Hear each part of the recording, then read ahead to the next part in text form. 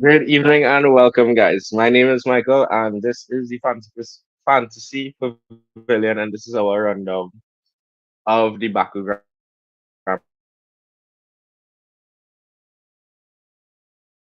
Prix. I'm gonna ask you guys a few questions before we get started. Is she there? Hey, yeah, I think you're sticking out a little bit, but not Yeah, sure right. if the bandwidth to the camera. But yeah, very excited and upcoming one, so excited to get started. Right. So I'm gonna take off my camera just to balance out the stream there. But yeah, we have Baku this weekend, and definitely a very exciting race. It is one Well, of those races that is always pretentious. Is it pretentious as you word to use? Or always excited in my opinion. before we Because get last year there, we had Checo winning. before we get Mm-hmm. into Baku, there have been lots of happenings within the world of F1 Formula One facts. in the Big past facts. couple of weeks, and we can't just brush over those things right away, right? That's where we Very start with. true. You're right. You're right. You're right. So I don't know which Give you part you want to start, right? But I I mean, guess we follow up can with start at Monza. the beginning. Yeah, we should talk about Monza because Monza's pretty good. I'm gonna Yeah, I can pull up the pull results up here the quickly. results from that. But no, Monza is a pretty good race. I think for Honestly, me, for me it was a bit boring in the middle stages, but hmm so so is most F1 races, right? not all. You can't do that. Not all. Most. So I found the thing. Let me share the screen.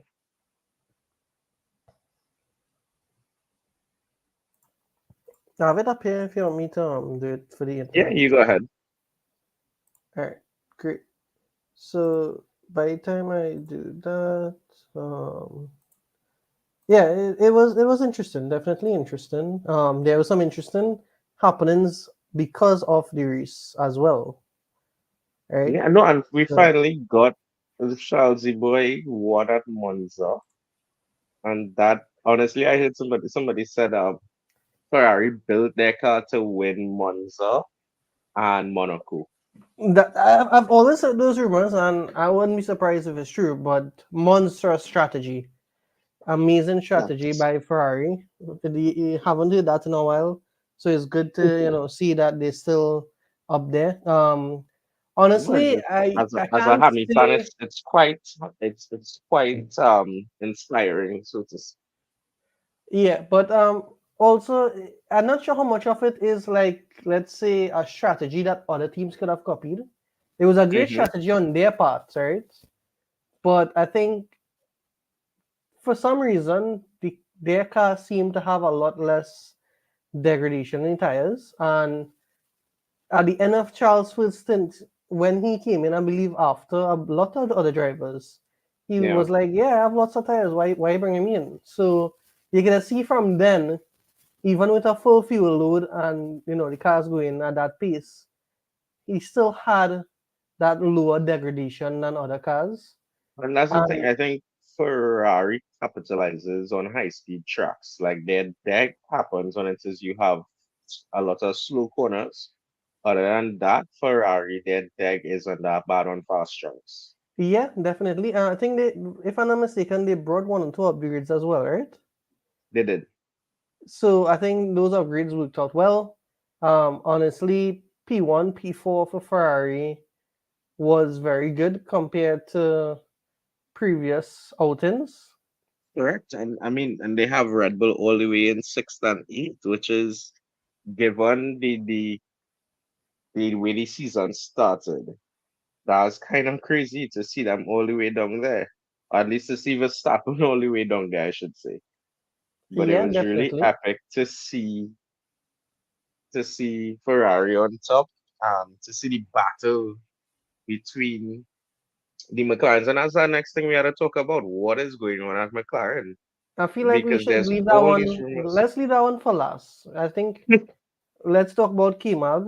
Kimag's not there anymore for the next race. Yes. So we Yes, have K-Mag Ollie is going Berman. on a weekend vacation. Ollie Bowman, exciting Yeah, driver. I think last time he came in was for Carlos's Carlos surgery, if I'm not Sainz, mistaken. correct, at the Yeah, start of the season. that was a appendix removal where Ollie Bowman did. I think he did very well.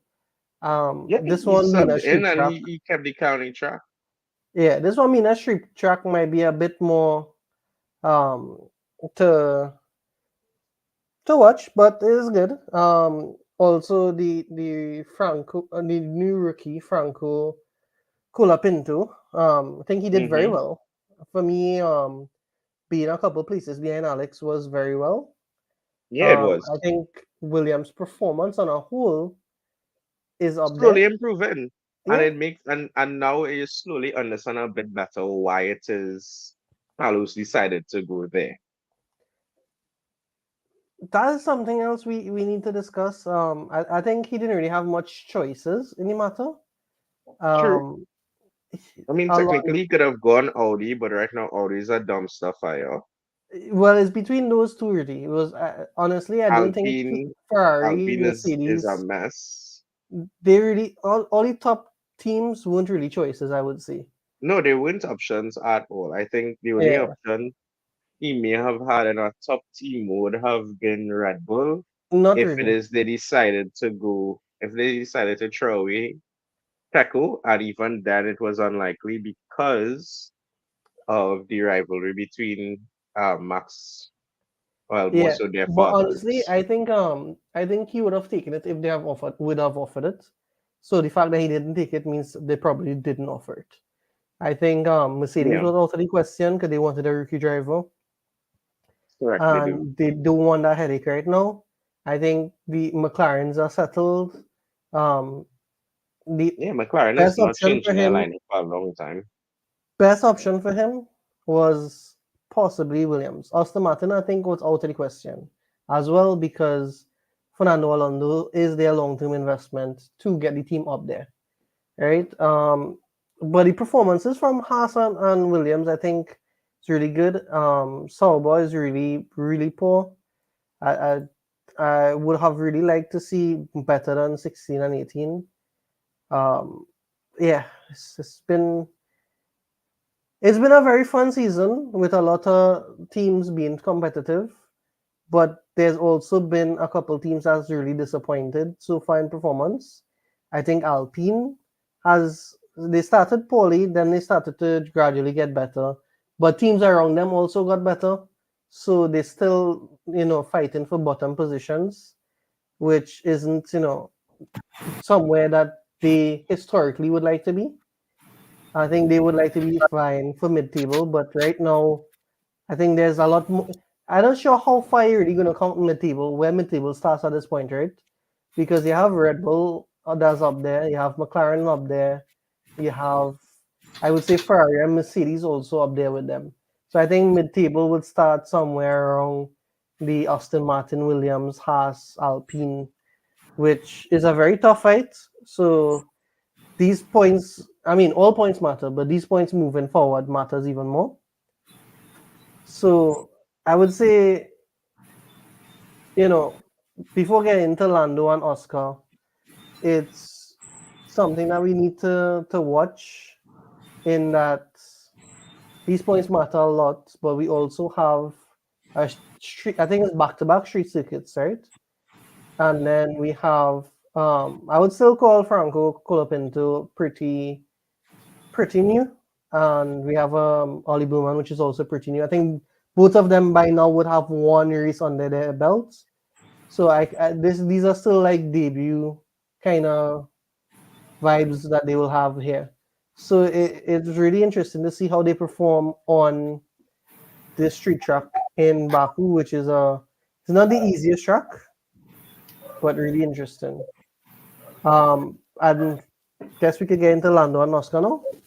Yeah, no, I mean, just to finish off what it is you were saying there, I think, yeah, definitely the mid table starts, I would say, behind Mercedes, the top four teams being um, Red Bull, Mercedes, Ferrari, McLaren, and everybody else after that fighting. The only team I'd put at the dead last would be Alfa Romeo. And honestly, it doesn't look any better for them when it is they switch over to being Audi because everything from the news that you hear of the changes that they're making, that kind of thing, it is just a mess there. So yeah, but I think it's nice to see the rookie being able to keep up with Albon and stay fairly close. So it will be interesting to see where Williams is at next year. And as you said, it's a tight fight. And it's really important because at the end of the day, finishing sixth rather than seventh is a big thing because you get a bit more money, some more time in the wind tunnel, that kind of thing. So it's really helpful to fight as much as possible. So we'll see as it relates to K Mag. You know, people saying he's gonna come back after this ban and just not care and he's just gonna be carnage all over. Because he has no seat for next year. And Yeah, I think this is his last run into his career in yeah, it F1. most That likely. is, Yeah. I could see him going elsewhere, but also I think he would have mentioned that he's have started a family now. So there's only so much he could give moving forward. So I think Yeah. he just wants to enjoy this last pieces of his career. And honestly, I really hope the performance of the car, is improved a little bit with a few upgrades to give him a nice run and probably secure 1 or 2 points moving forward. I mean, yeah, it would be a nice way to send off. Is it realistic or is it going to happen? I'm not too sure, but it would be nice to, give him that kind of bon voyage, so to speak. Jumping to McLaren. So for those who don't know, Oscar finished ahead of Lando, and now the conversation starts. Is McLaren? What is McLaren doing? Are they trying to have Lando fight Max because it's mathematically possible for him to have a shot at the title? Are they saying no, we don't care for the drivers' championship, we just want to secure constructors? Are they saying we have two number one drivers that have no number two, so um we're not calling any teams, we're not calling any what do we call it, Team orders. team orders. So I'm not sure if you've They been call it papaya rules. I'm not sure if you've been following the conferences, press conferences and Mm-hmm. stuff today. At least the questions from the drivers and stuff. But I believe we had both Lando and Oscar acknowledging that there has been set in motion. I think McLaren also came, well, when they say came out, he didn't publish anything, but then they also mentioned that there is going to be some sort of order moving forward. Okay, And good. I think even Oscar and Lando both came out and basically said that, okay, well, Lando is going to get prioritized, but Mm-hmm. they also both came out and said that it's not going to be like, okay, well, if Lando is finishing P2 and Oscar is finishing P2 and then Lando is finishing P3, that they just hand Lando the position. I think it's more going to be along the lines of, if Lando's ahead, protect Lando, or maybe give Lando a better, a preferred pit stop, or along those lines. But it's not going to Yeah. be as blatant It's not as well, I'll slow down into the Lewis, last corner and he'll pass me and take the win. and Valtteri in those days. Well, I So mean, in those days, it even wasn't like that. The times when it is the one distinct time I remember Lewis passed Valtteri, or they told Valtteri to let Lewis pass. He tried to fight to catch Kimi, and when he couldn't catch Kimi last corner, he gave back the position Valtteri. to No, Valtteri there with was there was one when Valtteri was coming P1 and he gave Lewis the win. okay. So Kind of remember if I that one. remember correctly, I can't remember exactly which one, but after that, the Valtteri was very heartbroken, and I think that kind of gave him the change where the other race where he was going for the fastest lap, Fastest lap, and they said I and then banned it, he and he still got he fastest lap still he anyway. still wanted and got it. I think Yeah. that kind of change in attitude was after he gave away that P1 victory. And I mean, while Valtteri understood the rules, at the end he's a F1 driver, so Yeah, everybody Anybody who wants to makes it at that point is going to be very competitive and will hurt if they have to do that. But Oscar's young. I think Oscar understands what he has here, and I win. think Correct. he will try his best to prove that he is the better person to extract the pace out of the car, even though he may Yeah. not be up there in terms of the points right now. I think he will Yeah, I be think what he's gonna play the game for next year. And sure, I'm not. exactly that, And for exactly next that. year, I So want to be number one driver. yeah, so definitely he will listen to team orders as far as he acknowledges, but he's not going to make it easy for them to Correct. disregard him. So I think even if he's hard done by the end of this year, I think coming into next year, he will make them have to reprioritize or at least let them fight in the Elise to show who's more dominant. So For sure. yeah, that's very interesting to definitely take in. All right, so let's look to jump into Azerbaijan this weekend. And as Jared loves to say, he's not with us this The evening. He's at key, the busy. The key, the key that is the street circuit of Azerbaijan, aka Baku. So we're gonna just go through. Let me pull up the track for y'all to see it nice and big. And let's get this shared.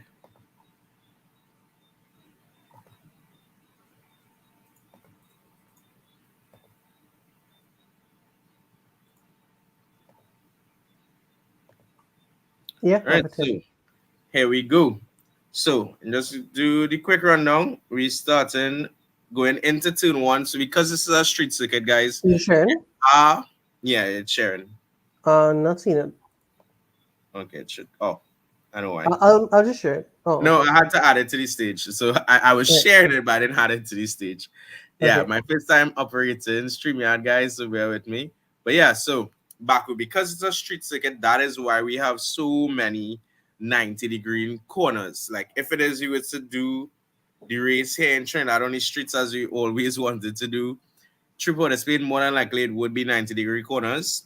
Just because you wish No streets F1 car fitting in for the spin. Sorry. true, fair point. Um So based on the way streets are mainly developed, it's either intersections and that kind of thing. You hardly have, very long sweeping corners on a I was street innocent. circuit. I just seen around the Queens Park Savannah. Savannah, facts. And Yeah, then maybe down the avenue or something like that. Maybe if you could, going like down honestly, Charlotte. I will honestly draw it out at time and post it and see who take more on. But it would actually be pretty epic to see Go down the F1 avenue. cars. Yeah, that would be cooler. Even if they do a F2 race or something. Yeah. So yeah, so let's get into this um lap guide. So going into turn one, heavy braking into turn one. If you take the corner in third gear, so all of the corners from turns 1 to 7, you take them in third gear, even as well as 8, 9, 10, 11, 12, all in third gear. So heavy braking into the left hand of turn one. Then we fight a little bit, not too much. Into turn two, heavy braking again. You have that fairly long back straight of between turns 2 and 3. It's another DRS zone. Heavy braking into 3, turn left, and then a quick right into 4, heavy braking into 5, and 6 is really tight. And then heavy braking into 7, you go right. And then that area there between 8, 9, 10 is what we call the castle section, is really tricky. This is where I'm Charles stupid. Leclerc infamously went into the wall and he just hit his head on the steering wheel and was like, I am stupid. I I'm am stupid. stupid. So out of there, once you make it through there, we go through turns If 11. you make it through there.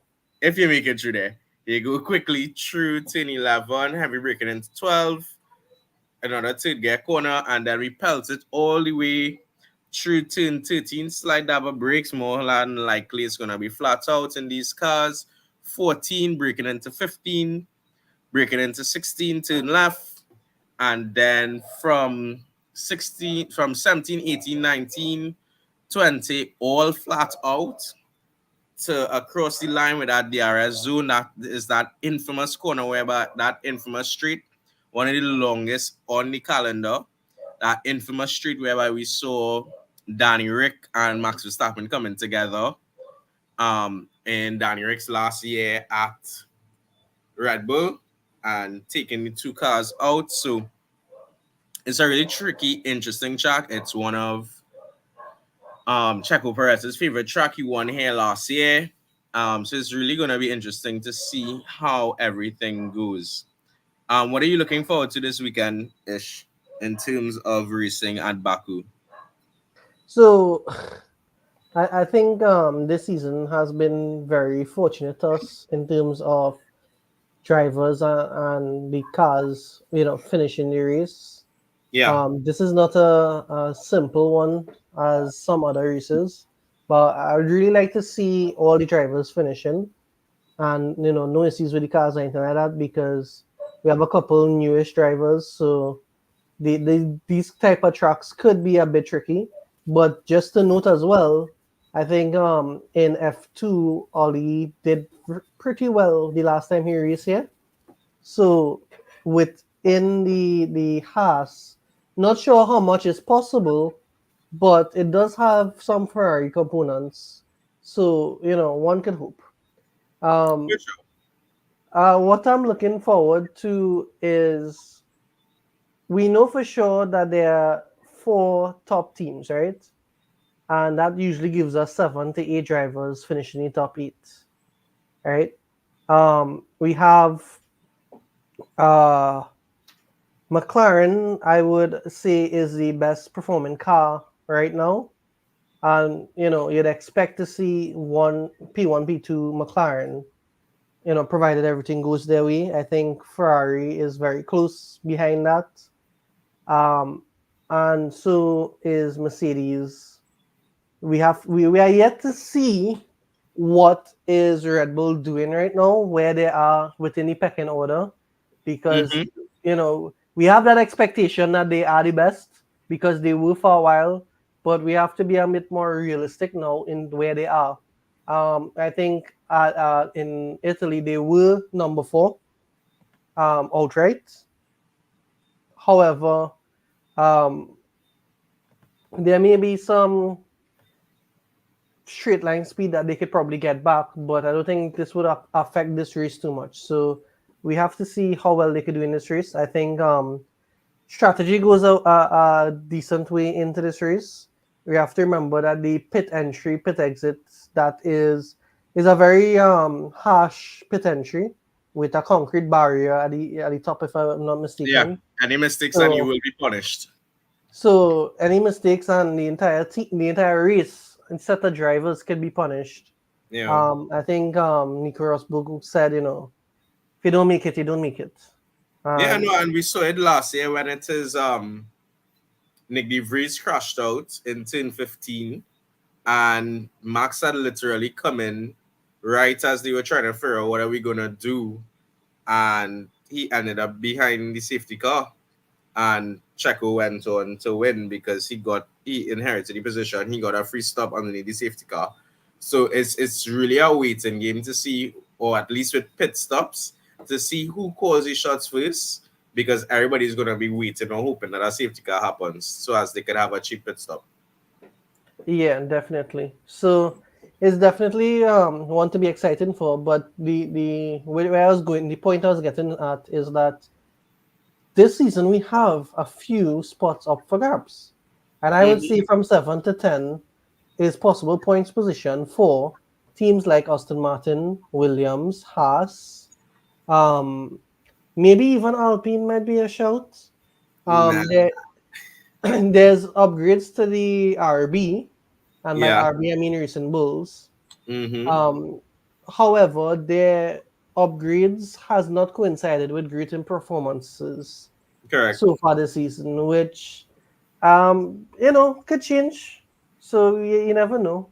But I think the positions that we have on the lower end would be something that to watch, because I think most persons would already have their number one slash number two driver locked in, right? So moving forward, you'd want like mid-table to lower drivers. I think Checo is too much of a risk for the price that he's at. Um, what we looking at, you could stick with the Max. I would stick with the Max as well, because while the car isn't so great, he still delivers the best that he could possibly get out of the car.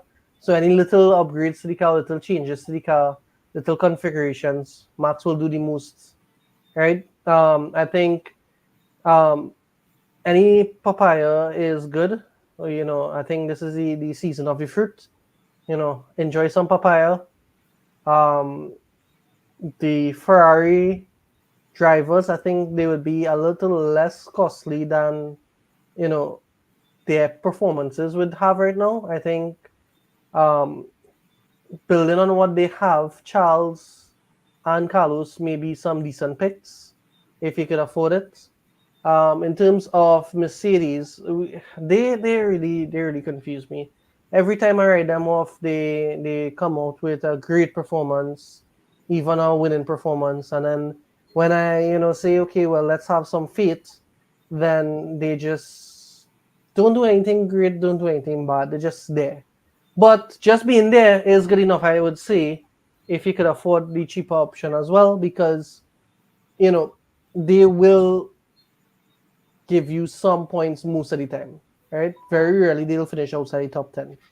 So still a decent bet, but not for too high of a price point. So looking past the top four is where we need to kind of make our educated decisions on that last 2 to 3 places. So where I would have Alex Albon for sure. I think Alex Albon is up there. Who would you put in there? I mean, it jumped into the fantasy side of things. Um, but I think for me, fantasy wise, definitely I'd want the McLarens there. If not the card, at least the drivers. At least Lando or both of them actually. If I'm not having them as a constructor, I would want one of the Ferraris. More than likely, it's the cheaper the two, so maybe Signs. Um, and then on the lower end of things, I'll probably pull in Alonso, Albon, and maybe Yuki to round off my drivers. But I think overall the race itself should be really interesting. Quali will dictate how the race goes. I would love to see a bit of a fight in front between um the Red Bulls and the McLarens.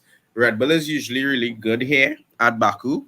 So I think this weekend would be nice to see just how bad they dropped off, or you could get a better idea of exactly how good the McLarens are, or even better sense of it. I think, especially when it is, we consider um, the overtaking opportunities that exist here at Baku.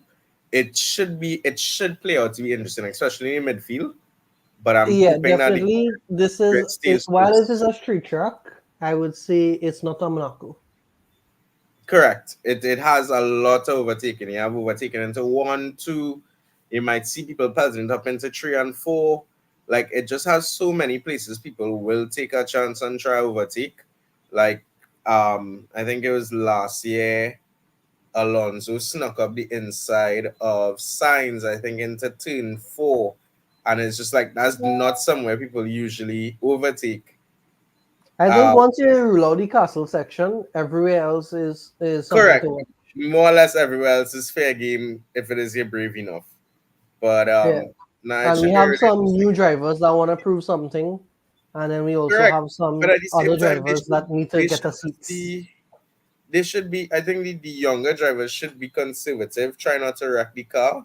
Because yes, they want you to make points, but the last thing they want you to do is to mash up the car. Yeah, Because and then you have some older they're not drivers making any who points already. So they rather just leave the race with no points on a car all in one Yeah. than no points on a mashup car because you're just trying to get them some points. So I What's your think, thoughts on just jumping back a little bit into the actual F1 or the fantasy side of it? But what's your thoughts on Cola Pinto? Because if I'm not mistaken, Williams would have a secured lineup for next season, right? mhm, Which would include Alex and forgot his name right Sainz, now. Carlos. Yeah, right, Science. So having Cola Pinto there was the end game. Like, Well, he's a reserve driver, and they don't expect.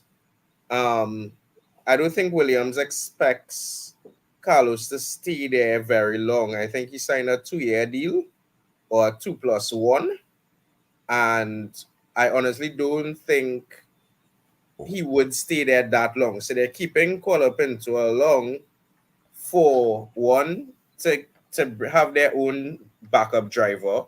I mean, every team has a backup driver, but also have a driver that they trust that they could work with, so that when it is Sainz gets enough and he decides to leave, is not now a scramble as to okay, cool, who do we put in the car? Um, so I think that's the game they're playing with Kuala Pinto by keeping him around, letting him test the car every now and then, so that when it is Sainz decides to leave, he will have a seat essentially, and Williams wouldn't necessarily have to worry about okay, cool, who are we going to get? yeah, definitely a lot of new drivers next season, so that's something definitely to look forward to. Chip wise, are we looking into any chips? I think second part of the season, this is where chips gets a lot of attention now. We Yeah, have I think we still have a good few races to go, so I don't want to use them. I mean, I'm saying I don't want to use them quote unquote too early, but I don't see anyone being used this weekend. I mean, if it is you had to go with one, I'd say maybe the non-negative or that's what I was thinking. That's what I was the thinking. non-negative, just because of that track The that can non-negative have accidents. It's a and very unforgiving track. You clip a wall, you mash up your suspension, and that's your race there. As we saw with De Vries last year. So yeah, I but mean, not only that too, right? We gotta remember, like, even if these incidents happen within qualifying, that could ruin the race itself for your true, driver. true, but I guess it depends too on who the driver is that's affected. Because if it's a McLaren, they're just gonna come back with a ton of overtaking points because they're gonna Yeah, fight but for if they the get race. knocked out in Q1, then Yeah, these they're things can making it happen, up right? at least into 7 to 8 because Yeah, but it's a track that you could really fight at. yeah, But so I think the non if it is I had to use a chip this weekend, it would be the non-negative. yeah, I was considering that because we have, I guess, less street tracks to look forward to moving towards the end, and I Correct. think non-negatives is really best used in street tracks because that's where you expect most of the incidents to happen, which Yeah. causes. So you have like a double edge of it, right? Either use it early in the season where cars may not be the best in terms of It may not be the stability, most reliable, yeah. and then if you're not using it, then you're looking at street track. So definitely, this is one to think about. Street tracks I, and sprint races. yeah, definitely, but you don't necessarily have to at this point. You still have a few races to hold off for, but Yeah. it wouldn't be a bad idea, I would say. Correct. I agree with you. So guys, we'd love to hear from you all. Make sure and comment. Let us know who you think is gonna win this weekend, who you want to see win this weekend. Um, so as we bring things to a close, Ish, you have any closing words to the people? I'll have to channel the inner spirit of the captain Sorry, himself. before we do that, what is your prediction for this Predictions weekend? 3 to 1, let's go. 3-1. Ooh, that's a tough one because it's a good thing and a bad thing, right? But the podium has been changing hands quite a lot, so Hmm? it's difficult because if somebody gives Max a shout, you can't say no, right? But at the same time, even Mercedes or Ferrari has a shout. Um, I would say I would put Charles in three, just because Mm-hmm. I think he still learned so a lot, and the car performance is up there. So between those two, I think should be a decent result. I'm gonna go a little bit rogue and say Lando two and Piastri one, even though team orders may be within the stuff here. I think Piastri is going to find some way to still come first. Okay. I mean, the podium I want to see is Lewis third, Oscar second, Norris first. But I think realistically, it would be one of the Ferraris. I'm gonna pip Sainz over um Charles simply because Sainz tends to be a oh well you win a race so I come in to win a race too kind of guy. So he may be fired up seeing Charles won at Monza. Um, so I want to say Sainz third, and then the two McLarens giving the win to Norris. All right, and let's say only one, just for argument's sake. Let's say only one McLaren could be in the top three. Who's your top three then? Only one McLaren in top three. Yeah. I want Lewis third, Charles second, and Norris first. Like Oh, I I have was nothing against Piastri, but I honestly want to see the championship reach down to the wire and see Max quaking in his boots in Abu Dhabi. As a Lewis fan, to me that is true retribution, payback, and karma. I would probably want to see similar drivers, so Lewis Piastri and Charles. That'll be my rogue one. Give Charles back-to-back wins. Let the fan girls go off. Yeah. That'll Now be redemption from always crashing out. so anyway, guys, thank you. Well, SJ closing words. Yeah, I'll have to echo.